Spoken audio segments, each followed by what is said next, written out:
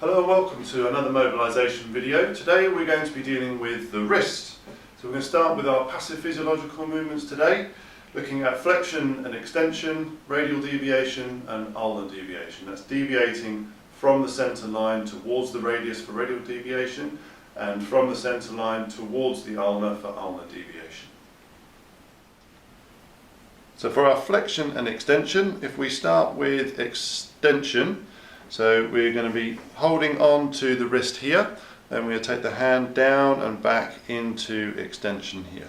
What we need to make sure of is that we're not blocking ourselves on this back edge with where our thumbs are placed. If you place your thumbs right next to each other, as you get into extension, it just hits the thumbs together. So you've got to be close to the joint line on the anterior surface, but leave a gap on the posterior surface.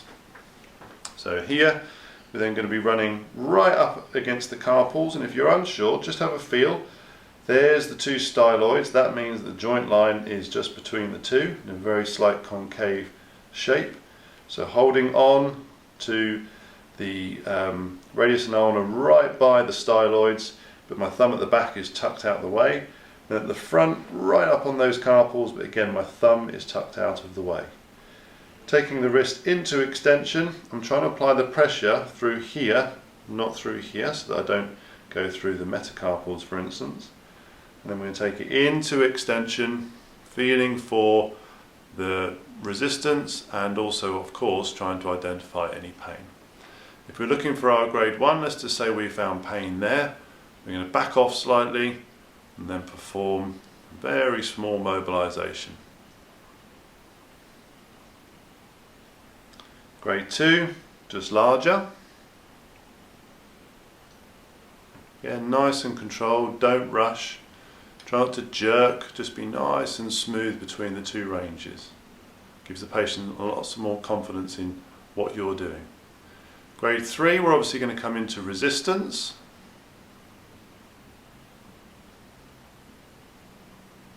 And grade 4, we're going to stay in resistance and take them right up towards their end of range. Not the end of range you think they should have, it's their end of range, remember.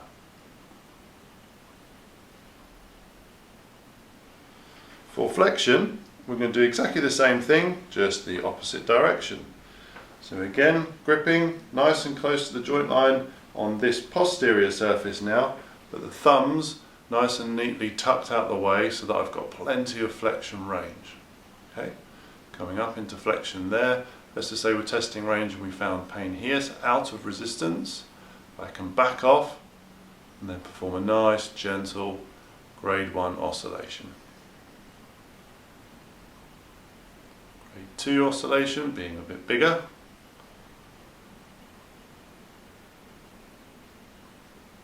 Grade 3 coming into resistance. Nice and slow, nice and progressive, don't rush the technique. And grade 4, towards the end of range or at their end of range in a small amplitude.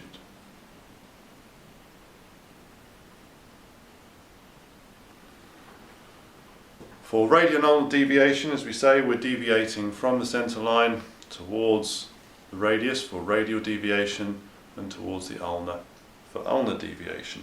Now, if we're going for radial deviation, if you flex their elbows slightly, it makes your job a little bit easier because now we can come in here and I can take my hand, so my right hand here, just taking the wrist round and towards radial side, so for radial deviation.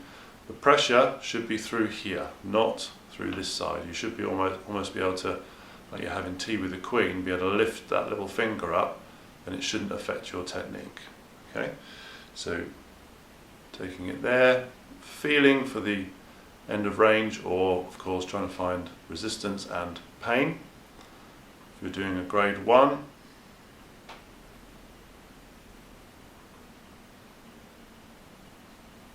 grade 2,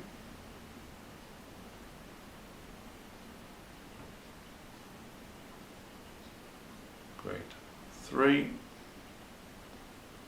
If I was to critique my own technique here, I'd say I probably could lower the bed slightly. look at my wrist in this hand, you see it's just ebbing towards the end of its own range, and then grade 4. Whereas if it was slightly lower, it'd be an easier technique for me to do to get the pressure from my elbow more. I'll keep it here because the camera is all set up in the right position. And then for our ulnar deviation, we can just come in the opposite direction, taking their hand down towards extension, doing the same thing.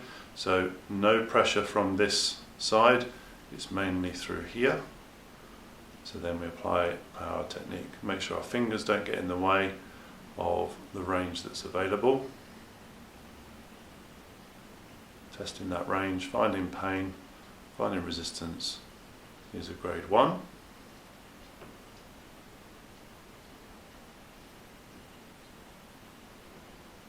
Grade 2.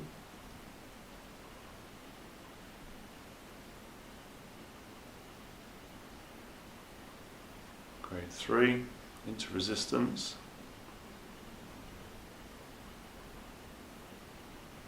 And grade 4, towards their end of range.